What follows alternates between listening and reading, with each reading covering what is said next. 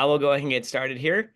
My name is Larry Schaffer. I'm owner winemaker of Tercero Wines. I'm also VP of the board of directors of Rhone Rangers. I want to welcome you all to our International Grenache Day seminar featuring kind of almost all the flavors of Grenache. We don't have them all covered, but we have quite a few of them covered here. All the winemakers on here are ecstatic about this variety, and it's a really fun variety to work with. One of the most widely planted varieties around the world, heavily planted in Spain, in France, in Australia, in Italy. And Italy thinks maybe they are the originators of Grenache, but that's for another time. And throughout the United States, well, especially in California, Oregon, and Washington. Might be small pockets in Arizona and elsewhere, but for the most part, those states tends to be a very warm climate variety. But we'll find in this seminar, we have it's being planted in cooler areas as well, kind of on the borderline of where it might have ripened before and where it's now ripening. It is not only a red variety, it is a white variety with Grenache Blanc. It is a gray variety with Grenache Gris. And as you'll find out on this seminar, it's also made into sparkling wines.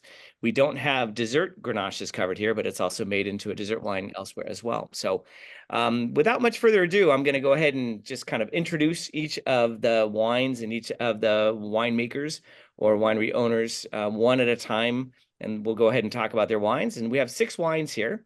So this will be going on for quite a while. We expect this Zoom to be at least an hour long. We'll keep it going, and hopefully it'll be enjoyable for all during the time.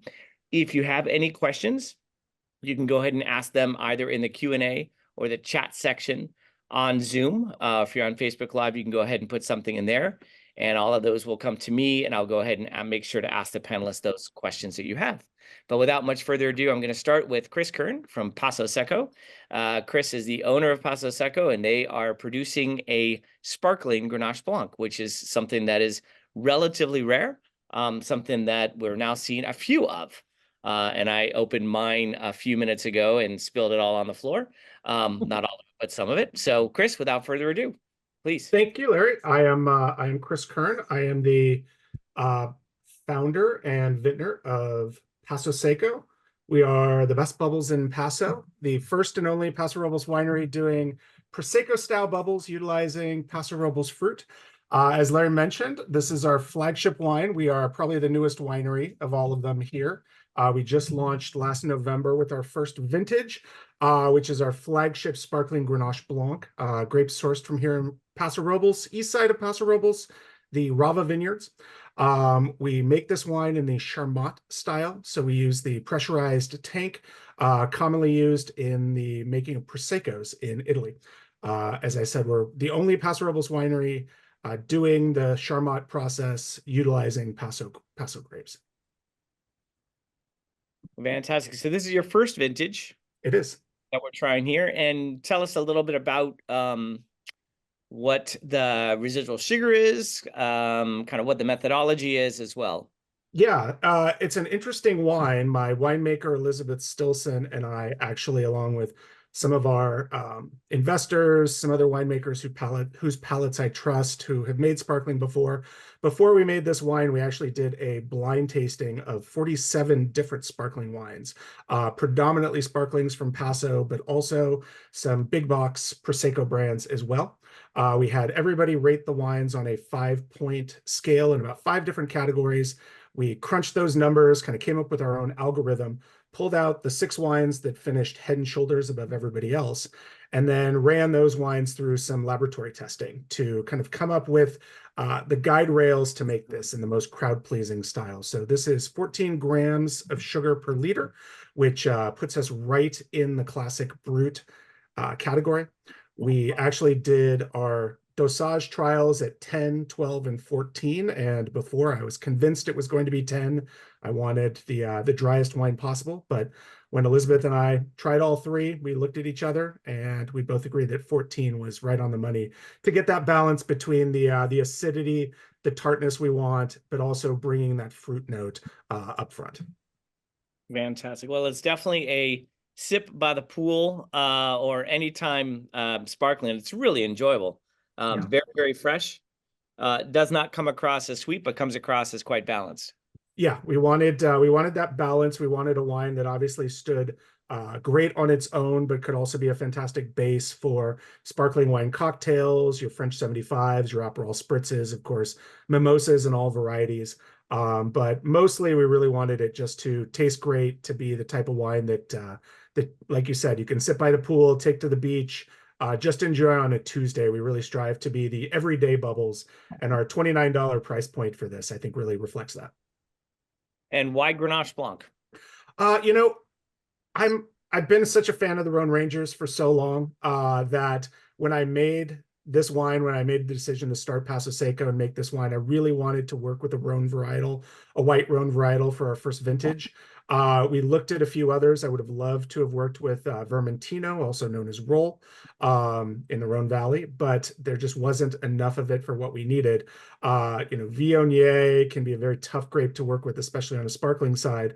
But Grenache Blanc really hit the right notes for acidity, balance, for fruit, and the proper amount of proteins to do a sparkling wine with. Well, fantastic. Well, like I said, it is beautiful. It's nice and clean and very refreshing.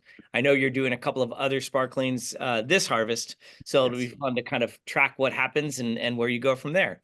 Yeah, we've got our next. Oh, go ahead, Larry. Sorry. No, go ahead. Sorry.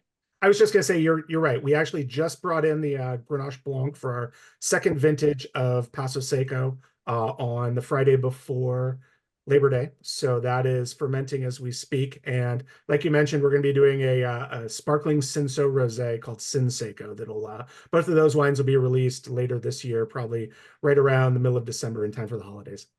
Fantastic. And these are available on your website, I take it? Available on the website, or if you're in Paso Robles, there are 10 different locations that you can get these wines at, including Grape and Grains, Jeffrey's Wine Country Barbecue, Allegretto Resort, Brunch, even Park Cinemas, the movie theater. So enjoy some PasoSecco while you're checking out the latest flick, because popcorn and PasoSecco goes fantastic together. Fantastic. Well, thank you very much, Chris. It's beautiful. My pleasure. Thank you for having me. Of course. The next up is Carl Bowker from Caliza. Caliza has just moved locations, so we're very fortunate to have Carl here. And he is going to be talking about, well, Caliza is, in addition to the wine, which is the 2023 Grenache Blanc, which was just bottled and bottled in a very small quantity. So, Carl, go ahead and tell us a little bit about Caliza, about your love of Grenache Blanc, and about this wine in particular. All right, well, very good. Cheers, and thanks to all of you. Thanks, Larry, for hosting, and the Rhone Rangers. Well, this was actually bottled. Yeah, I was going to hold up. Yours looks. Wow, you have better vision. This was actually bottled in late January, early February. And it's not yet released. We're releasing it next week, but we have pre-released it on our website for everybody to get if they are so inclined and love Grenache Blanc as we do. We actually only made 30 cases of this, so you're right. It's super limited. It was a single barrel, a single 265-liter barrel. And the reason for that, we do a lot of predominantly Rhone varieties in the wines we make. And we do a lot of Rhone whites, blends, and the like. But I really love this particular variety, and I really love to showcase it. And so when we have an opportunity and happen to have enough Grenache Blanc, it's not one of the varieties we grow. So when we are able to source enough of it to actually separate a little bit and make a single bottling of a single varietal bottling, I love to do that. So that's what we did here. I just love this variety and its expression of, acidity and also balanced really well with nice fruit flavors. I know the trend these days is very, to have really crisp, really bright, really acid-driven white wines, and I love those as well. But I personally feel that the wine's also a good white wine also has to have a backbone of some beautiful fruit flavors as well. And Grenache Blanc and Paso Robles really gives us both of those things. So some nice freshness, some nice brightness, but yet the tropical fruit flavors, the pineapple, a little bit of citrusy and orange and things of that nature really shine. And so that's why we did the single varietal bottling, just to showcase it and showcase what Paso Paso can provide with this particular variety. Larry, we did actually move, but I want to make it perfectly clear. We moved only a mile or so away from our original location. So we're still here in the Willow Creek district of Paso Robles, not far. For all of you on the panel and all of you who are listening and visit and occasionally visit Paso Robles, certainly welcome you to come see our new location. It's really special and we're really excited about it. And well, thank you. And thank you for the correction. And yeah, it's a beautiful Grenache Blanc. It has some wonderful texture. I agree with you. I think Grenache Blanc oftentimes is made either very steely or made with a lot of richness, but also possibly some perceived sweetness. And this is in between. It's certainly dry. It's certainly crisp, but that oak gives it a nice texture, a nice middle. That oftentimes is lacking in Grenache Blancs that people are trying to make into very steely versions of it. Yeah, for sure. And you know, we do Grenache Blanc, we do all the Rhone whites in various things, whether that's be concrete tanks or stainless steel barrels, and also, you know, and also some wood barrels and some French oak barrels that really add some balance. So for us, it's all about making wines that have a complete palate, a complete texture and flavors, and also just, again, back to that word balance, that they have all the things that are I feel are necessary in a perfectly rounded wine. So yeah, anyway, this is small bottling for us, but it's kind of fun. It's kind of fun to be able to sit here and talk to you about it and all the people that are listening in and sharing this really small production wine. We will, as I say, release it. It is available. I think it was Larry, when you sent out information, and or Kim, it was the link was there. We did put it up just so that people attending this webinar could jump on it if they were interested. We'd love to be able to ship you some. And the link is also in the chat area. The other thing I noticed about this wine, Grenache Blanc has a tendency of getting quite bitter, and this wine doesn't have any of that bitter quality. Is there anything you did to tame that bitterness at all? Nothing specific. I think at Caliza, we always goal for have a goal of, you know, producing dry wines. I mean, this is less than a gram per liter of residual sugar. But we love that idea of the perceived sweetness, the roundness, the richness that does tend to soften off the back end where, you know, where you can get that bitterness. There's to me, there's nothing worse than a bitter wine that doesn't finish rewarding you in a way. So yeah, it's just part of our style, and you know, there's a lot of barrel stirring in this particular case just to fill out that richness and bring those flavors together. Yeah, just a fun wine for, you know, sipping with you know, just a cheese plate and then cheese and fruit and the like. But this is a wine that I think is fantastic with scallops and other you know, shellfish and seafood. Really, and I know you're not all tasting it, but to me, it's just incredibly mouth-watering, and it gets you salivating, and it gets you ready for the, you know, the next bite of whatever you're eating. Fantastic. And what's the retail price on this again? It's $50. Okay. All right. Well, thank you very much. It's very, very, very, very nice. I appreciate it.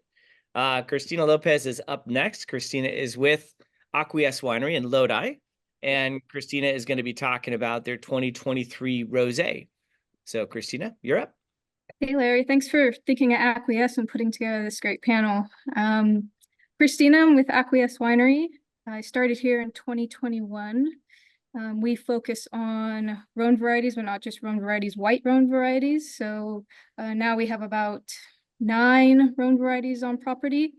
We just planted Grenache Gris and Cinsault, which we're really excited about. So we'll have Grenache Blanc, Grenache Noir, and Grenache Gris on property, and that should come online next year, that we're really excited about. For this 2023 rosé, when, you know, 2023 was a really banger year for us. We got, you know, Lodi is a bit of a hotter climate. We got really cool weather, and our chemistry was really on point. It was probably our latest start date, and probably our latest finish as well. But I really fell in love with Rhone wines when I was working in Walla Walla and getting my degree up there. And when I was tasting this wine and smelling this wine, thinking about blending, previous, we've blended a little bit of Cinsault in there and even a little bit of Blanc, but this reminded me of riding my bicycle next to a strawberry field when I was up in Walla Walla. So I really wanted to let that shine through. So that's one thing that really pops out to me when tasting this wine. Yeah, no, it's a beautiful wine. When I opened it earlier today, that's the very first thing I thought of. I mean, I know oftentimes when we drink rosés, the color sometimes dictates what we smell. It seems that I get that often in my tasting room.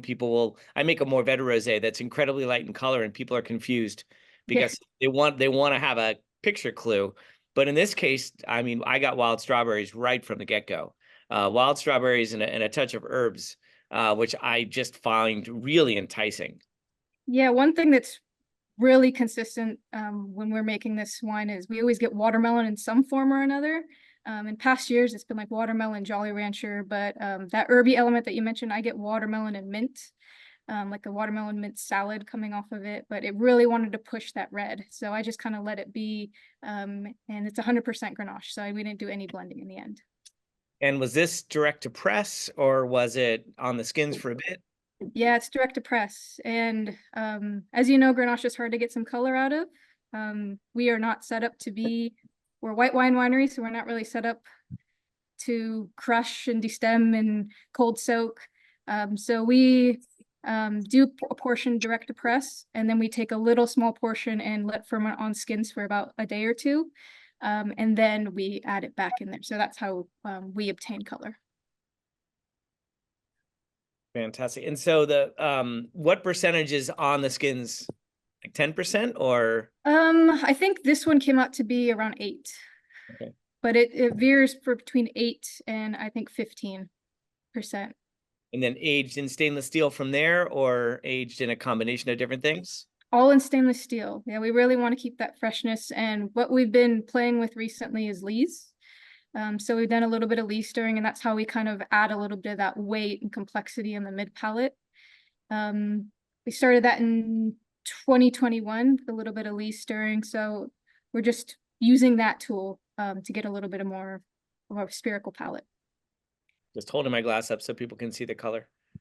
Yeah, no, it's an absolutely beautiful color. And what is the retail price on it? We're looking at $34.50. Our wine club members get 20% off, so they get 20% off of that. We really I had a light bulb moment with this wine a couple years ago in terms of pairing. Pupusas. So I really like this wine with pupusas, and it wasn't like a meat pupusa, it was a lentil pupusa, and it really, really shined with it. So if you have a local pupusery around, grab a pupusa and have some rosé. And is this the only rosé you guys do, or do you do rosés with other varieties as well? When we get Cinsault, we started making a Cinsault rosé standalone, but we didn't have access to that in 2023. So we're waiting for our portion to come online next year, and we probably will have one. Fantastic. Well, thank you. It's absolutely beautiful. Thanks, Larry. Congratulations. All right, well, we're going to move on to Kathy O'Leary with Long Walk Vineyards up in Oregon. And Kathy is going to be talking about her 2021 Rogue Valley Grenache. So Kathy, welcome, and let us know a little bit about the background about the winery, about yourself, and about the wine. Yes, thank you. I'm so happy to be here. I'm Kathy O'Leary. My husband Tim and I own Long Walk Vineyard in Ashland, Oregon.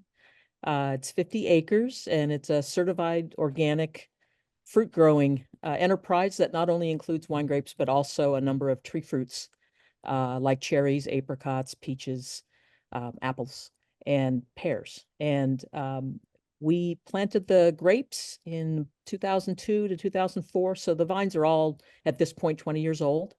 And they're almost all south of France reds. We have Grenache, Mourvedre, Syrah, Cinsault, Carignan. We also have a little bit of Zinfandel for other reasons that we enjoy independent of what we normally make. So from those varietals, we make a number of single varietal wines as well as a couple of blends. And we make 4 different things with our Grenache. We do make occasionally Grenache Rosé, but typically it's a blend with our primary rosé grape, which is Cinsault. So if we have more demand than we have Cinsault, we'll add some Grenache to it, but otherwise will be a pure Cinsault rosé. And then we make this single varietal Grenache, and then we use Grenache in the other two blends. And you can tell from the varietals that I mentioned, they're all part of a Chateauneuf de Pape, and they get led by Grenache in our primary blend, which is called Field Notes. Then we also make another blend, which we call Field of Stars, which has less Grenache and more Syrah. But we find that the Grenache grape is part of all of those different offerings, and very successful part of it. I can also tell you that the Grenache is the first off of our vineyard. It's the earliest ripening. And it is I want to say it's almost the wildest to farm of all those different varietals that we do.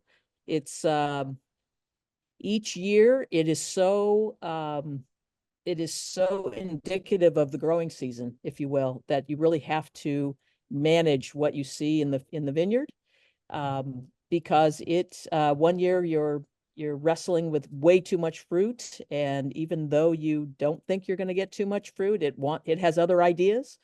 And then some years you feel like, where did the fruit go? Where is it? So it seems to be the one that gives us more headaches during the actual farming exercise. Sometimes we walk through the vineyard and we say everything looks so nice. Oh, and then there's Grenache. Then the wild child, if you will. I think Grenache definitely has a tendency of being as challenging or more challenging than most other varieties, for sure. There we go. So when we make wine from the Grenache, we tend to keep it in French oak, just regular neutral barrels, and for about 10 months, I guess, and then it tends to be something that is very popular with our wine club. It's very rustic and goes great with several kinds of meals that differentiate it from what you might drink a Mourvedre with, or what you might drink a Syrah with, for example. And I know that one of the things you asked us, Larry, was, what are our favorite foods with this? And I will tell you that every time I have something that's either a very rustic style stew, this is the wine. And a good example of that is something like a lamb stew, something like a Middle Eastern dish that has lamb and like a spiced rice or something. This wine is fantastic with it. That's where we would take it. And you can also have a number of vegetarian dishes with it, assuming that you have something that's got some savory mushroom element to it. Something that's got a lot of umami will really help. Well, there's definitely an herbaceous quality to this wine that kind of goes nicely along with the fruit, for sure. And this was all completely destemmed, or was there any whole cluster? No, all completely destemmed this year in this wine. Yeah. And then aged in older oak or new oak, or older oak, okay. Neutral oak. Yeah. No residual sugar. And, one of the challenges we have in making single varietals from these Rhone varietals is to, I'm seeing a question here. Well, I'll let you ask it. One of the one of the challenges we have is to take these different Rhone varietals and really find a way for each of them to shine on their own, right? I mean, when you're looking at a lineup that has some Syrah, some Grenache, some Mourvedre, you're looking for how you can treat each of those differently in the winery to really bring out their essential character and their best qualities. So that is the way we have found so far to treat the Grenache, to make it stand out from the other varietals. But of course, it's a very good player going in with them together in a blend. Yeah, I mean, that's one of the beauties of Grenache, and historically, of course, it has been a blending variety, and many people still only consider it a blending variety. But it's great to have examples that really show off its capability of standing on its own, and it certainly can. But I think that is one of the challenges with Rhone varieties in general. Is I think every red Rhone variety really can be bottled on their own. They just have to be looked at in the lens of that specific variety and not of it could be something better. Because I've always done individual varieties. I remember I bought on my first Mourvedre, and the other winemakers that were making wine at the same facility said, well, it'd be better if you blended it with something else. I said, well, it'd be different. It's hard to say. It'd also be good. Right. Well, the idea is if you want to show off the variety is what the variety is, and it's beautiful to kind of let it be exactly as it is. If it is lacking in structure, if it's lacking in something else, well, that's what the variety brings to the table. So it's kind of right. it off.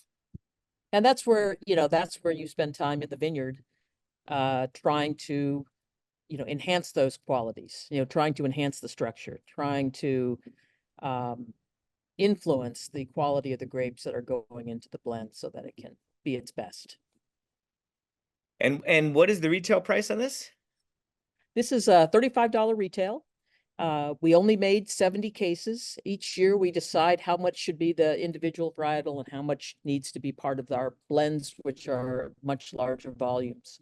And this year in 2021, it was 70 cases, of which we have about 12 or 13 left. So we're almost at the end, and we'll release our new Grenache in just a couple weeks. Fantastic. Well, it's beautiful, and people should certainly search it out. The question that you were going to ask yourself, but I will go ahead and ask you is, would you serve this chilled? Yes, I would serve this chilled. And to be honest, I find that almost all the Rhone varietals can be served slightly chilled and to good effect.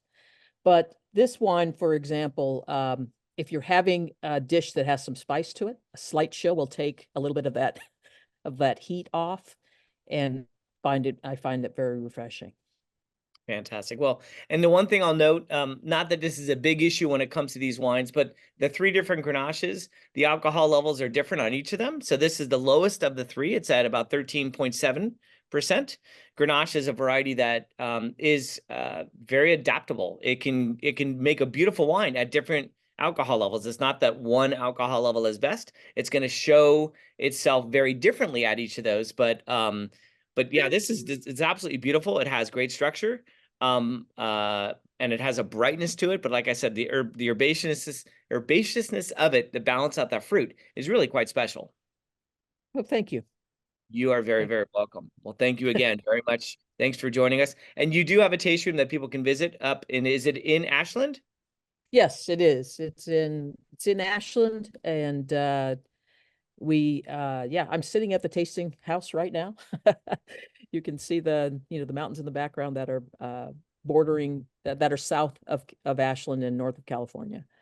And we'd love to see you up here. Yeah, somebody did ask a question about, well, Rhone's in the Rogue Valley. Well, I know Rhone's have been grown in the Rogue Valley for at least 25 years. I remember getting samples of Syrah from the Del Rio Vineyard back when I was getting my master's. So there's a number of Rhones that are grown in Umpqua Valley and Applegate and that whole area. And it's great to see. It's great to see more of the producers up there kind of being a part of this organization. We want to spread the love as much as we can. Oh, I agree. There's I know many wineries in this area that grow Rhone varietals. They are really suited to these soils and also to this climate. This is not Willamette, so imagine that we have a lot more sunshine and a lot less rain. And I would think it'd be very challenging. I know the Willamette is planting Syrah, which can produce well in cool climates, but I would assume it's probably a little too cold for Grenache up there. I have not seen much Grenache in that area at all, but yes, definitely Grenache in this area, as well as other Rhone varietals. They really thrive in this. Just to share, our rainfall here in where we are here in Ashland is just a little less than what you would get in San Francisco. So it's 17 inches a year, which I don't know what you get in Paso. What do you get in Paso? Carl? We get, usually it's about 10 to 12 inches a year. Okay, so Carl can probably yeah, we get more rain than you, and we get some snow in the winter, just a little bit, and we get some pretty hot weather, but I know you guys do too. Yeah, I think it depends in Paso which area of Paso you're on. If you're more on the western side in the Willow Creek appellation where we are, you're getting in high teens to, last couple of years have been in the 20 some odd inches. So it can be a bit. Yeah. Okay. Well, fantastic. Well, thank you. And then, yeah, so John Peacock, who makes Grenache, and is on the chat here, is saying that any Grenache that have been planted in the Willamette Valley has been torn out and replanted. The growing degree days in the Willamette is about 2/3 of what the Yakima Valley gets, so nowhere near enough to ripen Grenache, which makes a great deal of sense. So thank you, John. I appreciate that. Well, cool. Next up is Adam Tolmach with the Ojai Vineyard. Adam is not showing up right here, but hopefully he'll be here shortly to talk about his 2022 John Sebastiano Vineyard Grenache. And Adam, welcome. Thank you for being here. Might want to give a little background of yourself, the winery, and then this specific wine, please. And you are muted. Oh, nope. Go ahead. Can't hear you.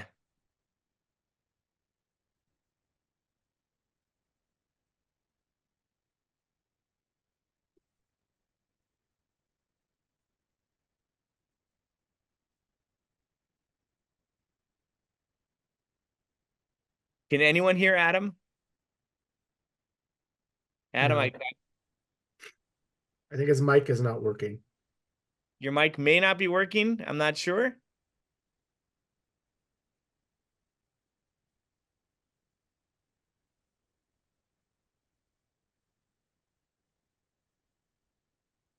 I want to see if your volume's all the way down. We can't hear you, unfortunately. Feels like 2020 all over again.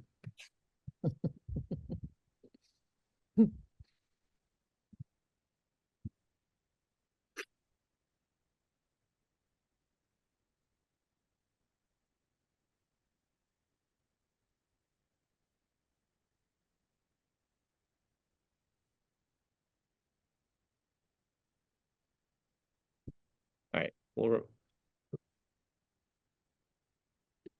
So go ahead and unmute yourself on this one. How about that?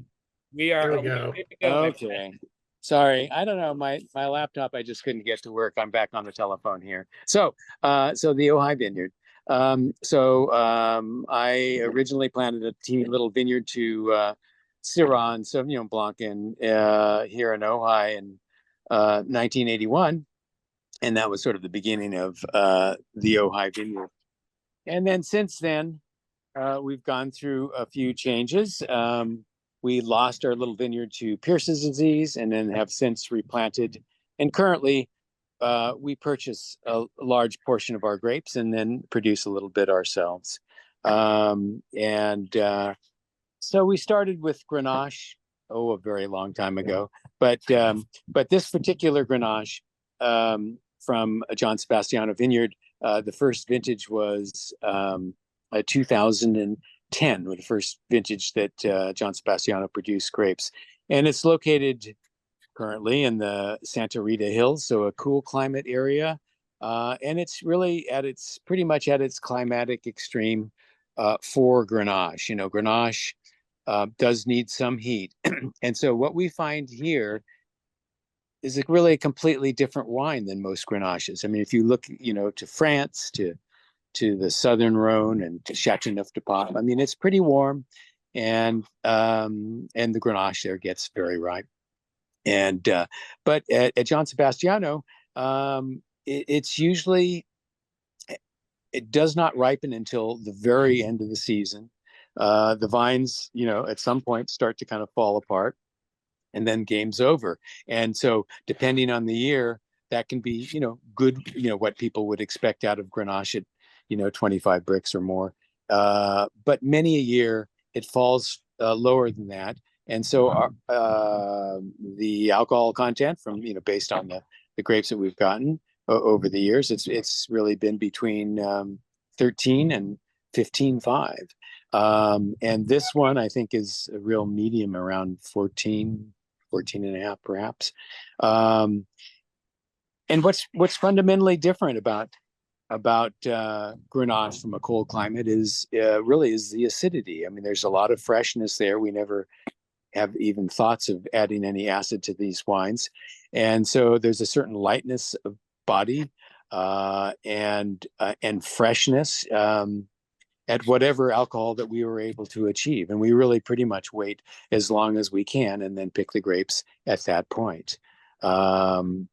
22 was a reasonably ripe year, but it still makes for a kind of a lighter bodied, zippy wine that I entirely enjoy. I mean, I like the freshness of it. If you're looking for, that really concentrated character of high ripeness, you need to shop in a different area, not Santa Rita. But to me, that's sort of the thrill of this wine, is that it is sort of decidedly different. It has a different idea of balance, and it says so, and it still says Grenache. What do you think, Larry? Well, I think your point is so well made that Grenache does have a limit. And I think that I've had Grenaches from this vineyard from year to year. If it's a cooler year, it's a Grenache that really doesn't show off Grenache-ness to me. It shows off a red wine, but it doesn't show off the qualities of Grenache. This really does. But I will say that Grenaches that I've had from the San Rita Hills remind me of Grenache made in a Pinot style. And I don't mean that in a negative way, but they're definitely lighter. They're definitely fresher. They still definitely speak Grenache, but not necessarily in what a lot of people consider Grenache to speak of in a warmer climate.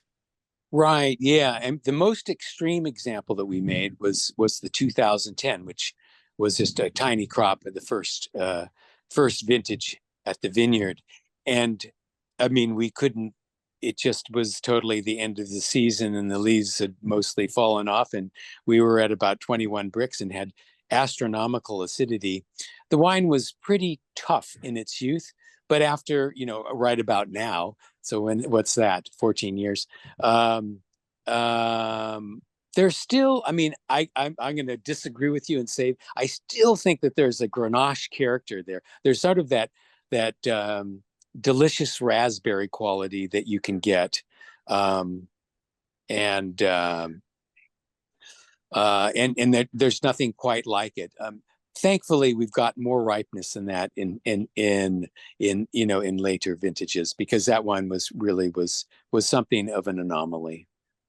And you had mentioned last time we met that I need to try that 2010. So the next time we get together, I'm going to do. But I think that raspberry quality is something that is a little different for Grenache. Grenache tends to speak more of like a bright strawberry quality. And when you get that raspberry and some of the florals and some of the other things, I think that's a little more unique to a cooler climate. Oh, absolutely. Totally agree. And that's what's interesting about, this particular vineyard, is it just, it's wildly different, and not everybody accepts it. I mean, the reviewers rarely like this wine from me, because it's just so decidedly different. It just doesn't quite fit the mold of what people are used to. But I guess I delight in that. Do you make Grenache from other vineyards as well? Well, we have in the past, but this is really our only Grenache we've made since 2010, with the exception of 2023. We made a little bit of Grenache from another vineyard. We'll see how that all plays out in the future. But it's also another cool climate Grenache. It's from Sabata Canyon, and just outside of Lompoc.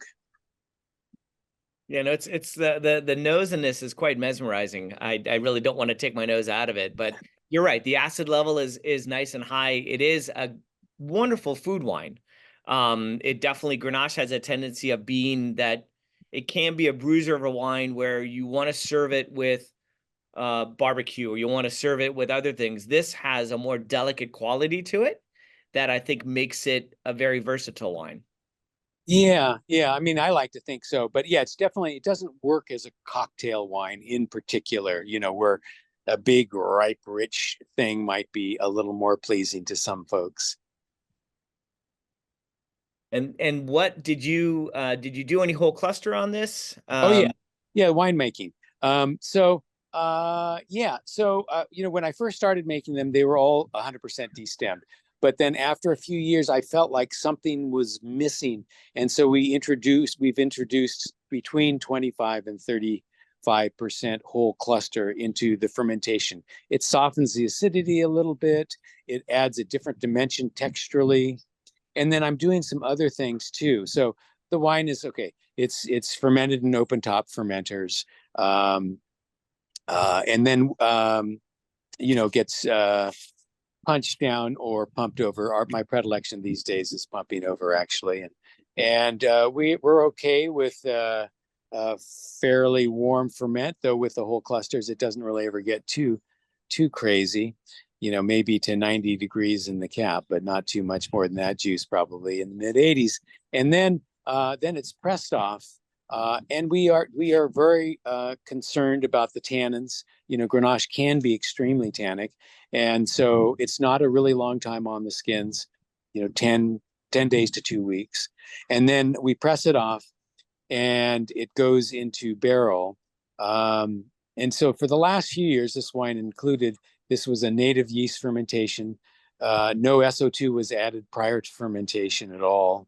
And then it fermented, it got pressed off into barrel and remains on the lees, the yeast lees, for its entire life, which is about 16 months, and also all without sulfites all the way through. And then at that point, it's not fined or filtered, but it's carefully separated from the yeast at the bottom of the barrels, put into a bottling tank, and we add a small amount of sulfites, and then bottle it. That's basically the process for us. So you press it, but you don't settle it. You go directly to barrel. Well, that's not true. No. We press it and then settle it in a tank for 24 hours, 24 to 48 hours. And the main reason for that is to avoid reduction problems. Yeah.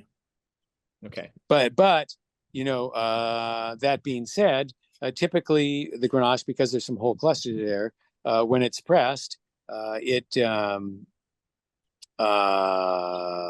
there's oftentimes residual sugar, and so it's fermenting, and so it goes into the barrel and has a few grams or a number of grams of sugar to finish fermenting, and it's never racked off of that that yeast lees until shortly before bottling. Okay. And so what does that give me? Well, I feel like the lees kind of gives a little length to the wine. Grenache is it is what it is, and I feel like there's something about it that demands a little bit of the whole cluster and demands a little bit of the lees contact, just to kind of give you a fuller, more complete wine. No, I agree. And I think that having it on the lees also helps with SO2, without a doubt. It definitely is a sink for that, and requires less of it. And I think it keeps a wine fresher longer. Mm-hmm. I don't have any scientific proof of that, but it just seems that by not racking the wine off of those, you're moving the wine less, keeping it more tightly wound for a longer period of time. Right. Yeah. Yeah, and the stems also kind of add to that effect as well as the non-racking, because I feel like the stems give it extra tannins to allow it to age without the SO2. Now, you've been making Rhone varieties for over 40 years. What is it about Grenache that you find unique compared to the other varieties you work with?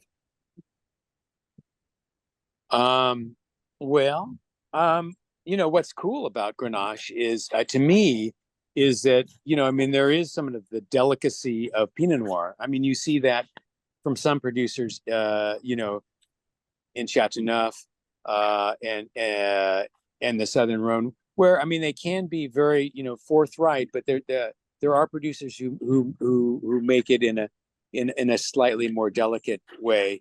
I kind of like that aspect about it.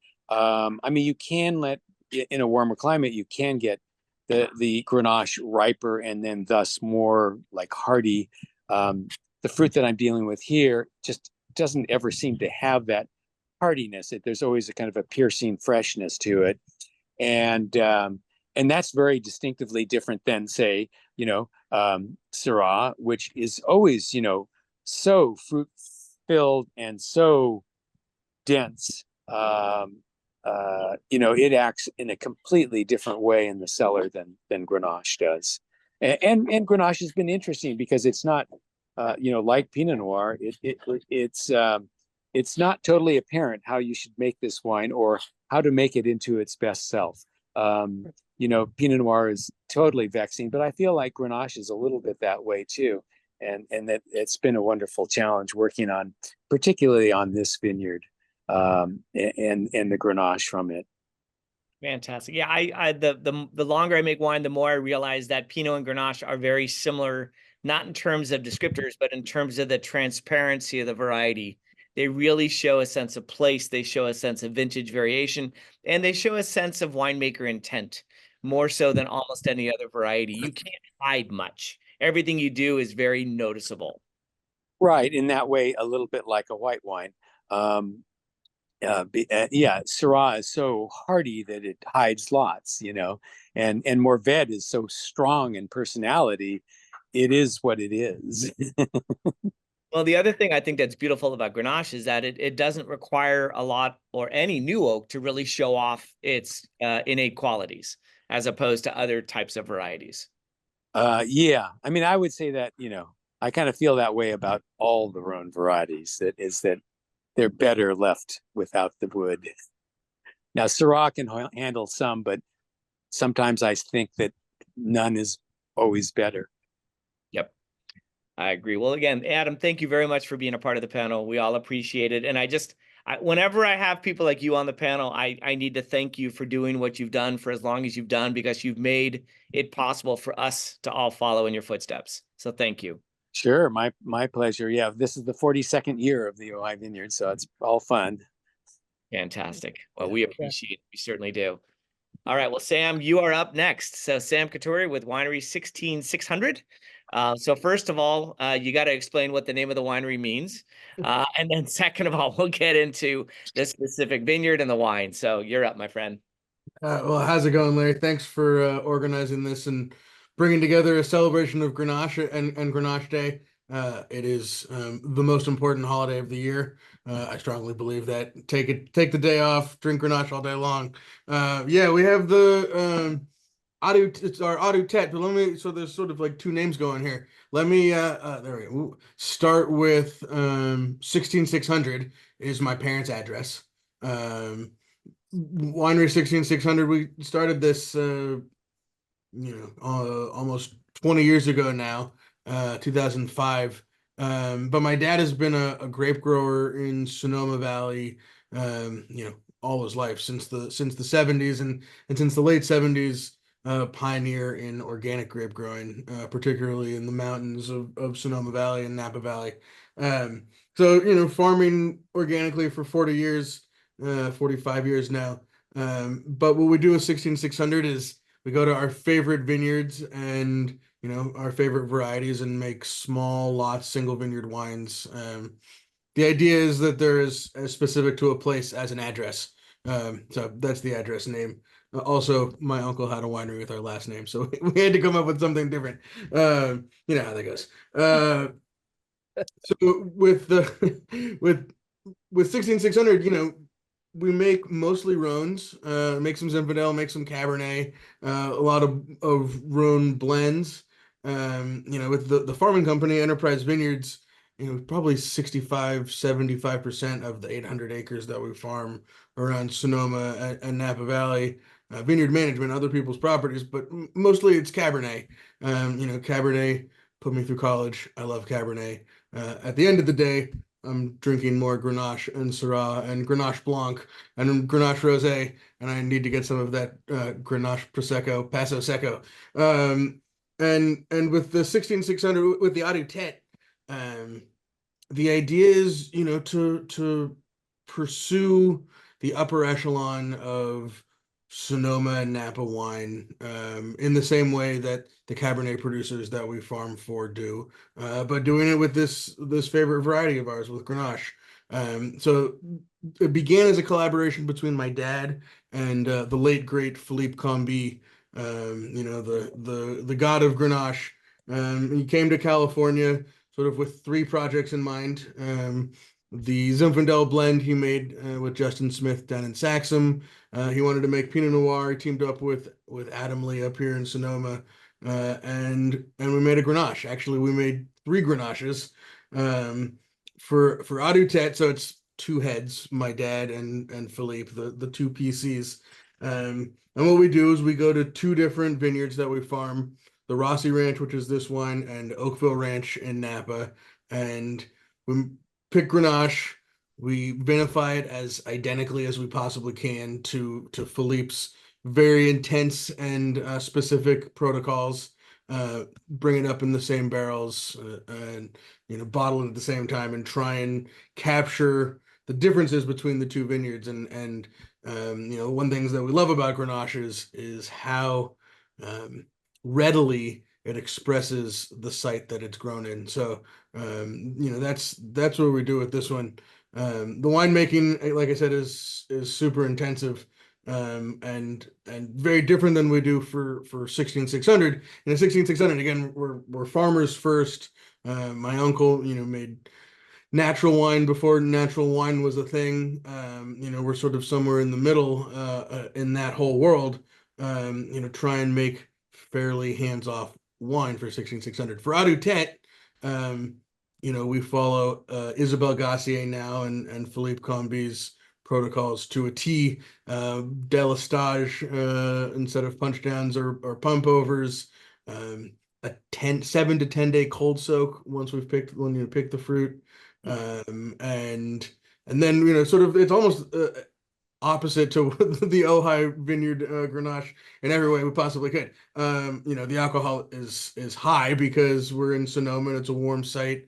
And interestingly, it's the kind of place for Grenache where, there was this discussion about acidity. This races in sugar, and, the sugar will go up to 26, 27, 28. And if you freak out, and pick it too soon, you make these really overly tannic, overly acidic wines that take years to get approachable if they ever do. And so we take a different approach. It gets there, and you just have to be patient. When you think you're ready to pick it. And actually, this advice came from Julien Barreau at Domaine de l'Eau Baroche in Chateauneuf. When you think you're ready to pick your Grenache, wait 2 weeks. And that's the approach we take with this. What happens is the sugar sort of plateaus, and everything else catches up. And then we do this pretty intense winemaking, the 10-day cold soak, delistage during primary fermentation, and depending on the vintage, 15 to 30 days on skins once the wine goes dry. Sort of watching the tannin levels, and this is something, and I'll get to the oak question in a second, that I would have never believed if I hadn't experienced it. And this comes from Isabelle and from Philippe. When that wine is dry on the skins, on a almost daily basis, there's these sort of like peaks and valleys of tannic reactivity. And some days you get in there and you taste that tank, and you're like, can I swear on this podcast? You're like, oh shit, I waited way too long. The tannins are out of control. And if you wait a couple days and come back in a couple days, you'll have gone into this valley of tannic reactivity. And the wine, even though it's big and bold, has this sort of finesse and elegance to it. And you're hoping to press it on one of those valleys, and you kind of watch it go, and it's nerve-wracking and insane. But if you nail it, then you're really happy with what we make. And then we bring it up in usually one new 500 or 600 liter large format barrel, demi-wheat or foudre, and then the rest is neutral oak. So using that, the new oak, but in the large format, sort of balances out the oak influence and just sort of helps us manage some tannins and bring the final product together. That's interesting. And I would say, with regards to picking of Grenache, I agree entirely. Grenache is one of these varieties that more often than not, except in extreme situations like Adam is dealing with, the sugars race way well ahead of physiological ripeness. Many a time I've gone out and sampled Grenache and the sugar levels have been high. The seeds are still green. The seeds are still sticking to the pulp. But more importantly, like you mentioned, the skins are just really tannic and bitter. And to me, that's the key with Grenache, is waiting for the skins to kind of soften to the point where you're not getting that quality. And it's not going to happen at low sugar levels, generally speaking. It's going to happen at higher sugar levels. And it's one of the, I like to say, it's kind of, you're dancing with the devil, but you kind of need to in order to express what can be really beautiful about Grenache. No, this one in particular and the variety in general can definitely be lessons and tests and patience. And I think, Adam, you're probably maybe the greatest example of that among us. Waiting to the bitter end, and it's also one of the things that we love about this variety. It's so resilient. We can grow it in all these different climates and express it in all these different ways. And it's like, no matter what we throw at it, whether it's the windy sunny day in the Rogue Valley, or cool climate Santa Rita Hills, or sunny slopes of Sonoma Valley, it's going to express itself differently, and we'll have a lot of fun making it too. So there's a question for you. What is your délestage interval during primary?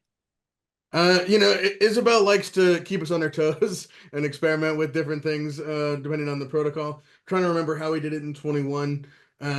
Usually we'll start délestage when we get into the teens in bricks. So, the first few days of primary fermentation, we'll just do sort of standard punch downs. Once we get into those lower bricks, and we really want to kind of really keep the yeast and the fermentation really happy, we'll do the délestage and just bring in a lot of oxygen.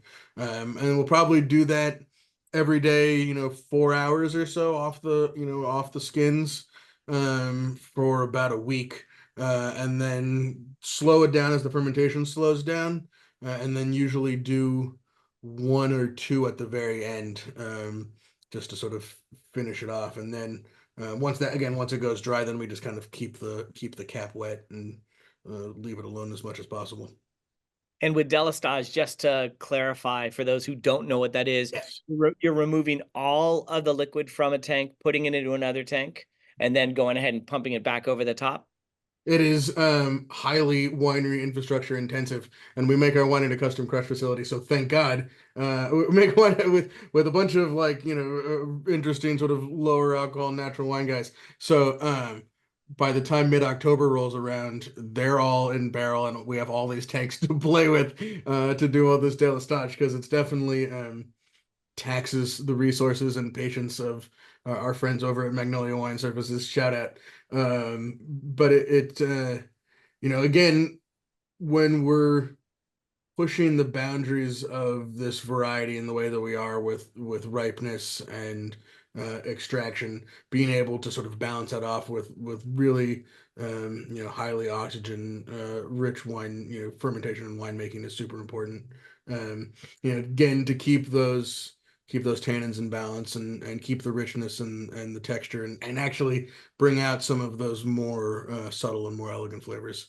The key for us, and this is now with Philippe gone, it's the voice in our ears, is that we're always looking for the black licorice sort of vein, almost sort of spine in Grenache. So we talked about all these flavors, the cherry, the strawberry, these bright red fruits. But for us, we want to sort of that base note of black licorice that kind of holds it all together. So that's what we're looking for, both in the vineyard and in the winemaking. As Philippe sort of speaks to us from wherever the food and the wine are really good wherever he went. Well, it's a beautiful wine. I mean, it is a very different take on the variety than the examples we had from both Oregon and Sebastiano, but that's the beauty of the variety. It shows beautifully. And if you were to not tell me what the alcohol level is on this wine, and by the way, it's 16.2 on the label. If you were not to tell me, it holds that alcohol really well. I mean, it definitely has a ripeness about it, but there's so much structure in this wine. There's so much life in this wine that it's not, it doesn't come across as a quote unquote high alcohol wine at all. Yeah, for me, the alcohol is, and again, kind of like we talked about, the sugar level is secondary to our thought process with this. The 23s, which we'll be bottling in spring of 25. 23, much cooler vintage. Picked it later than we picked it in 21. Those wines are going to be at about 14.5% alcohol. So it's totally vintage dependent. 21, 21 was this sort of giant sigh of relief, both as for humanity and for our vines, I think. And they just kind of hung on and were really happy and healthy, and weren't ready to give that fruit up. So went up to 28 bricks, and that's just kind of the way it was. And last question, do you make Grenache from other than those two vineyards, any other vineyards? So we make I make actually in 21 I made a Grenache, 100% Grenache from the Rossi Ranch, more 16600 style, sort of just punch downs and neutral barriques. I did a Grenache blend from there. We make a Grenache from the Steel Plow Vineyard, landmark winery in Kenwood. We have a Moon Mountain District Grenache from actually neighboring my parents' house. The address is 16900 Norbum Road, in case anybody wants to take a drive. And that's a amazing vineyard we call Muchas Piedras. It's Grenache interplanted with a long row of Mourvedre and a couple dozen vines of Alicante Boucher. So it's our sort of signature Moon Mountain District Rhone blend. Do I have any other Grenaches? Sometimes we get things. The crazy thing about being, a winery associated with a prolific farming company is, and especially a year like this where there's lots of fruit available. I don't know what I'm going to make going into. It's terrible for the accountants and the budgeting, but it's great for the wine club. We don't know. We don't always know what we're going to make. Yeah, I like to say that being a winemaker, I think every winemaker is slightly ADD, and every harvest comes up, you're like, that's available, but at some point you need to kind of say, well, it all needs to make sense in the end. So sometimes it's best not to get too crazy. So I know there was a question about oak, but I think we pretty much answered that because I think everyone kind of addressed oak. I didn't get so Sam, the price on this wine. Yeah. No, this is definitely, also we position this as a cult wine. We make 100 cases of the two vineyards, and it's $105 a bottle. And we also sell it as and there's some marginal, I think, discounts when you buy the two different vineyards or buy verticals on the website right now. But it's definitely made to age, made to lay down, made to really be collectible and classic. So we have the 18s are great right now. The 19s are coming into it.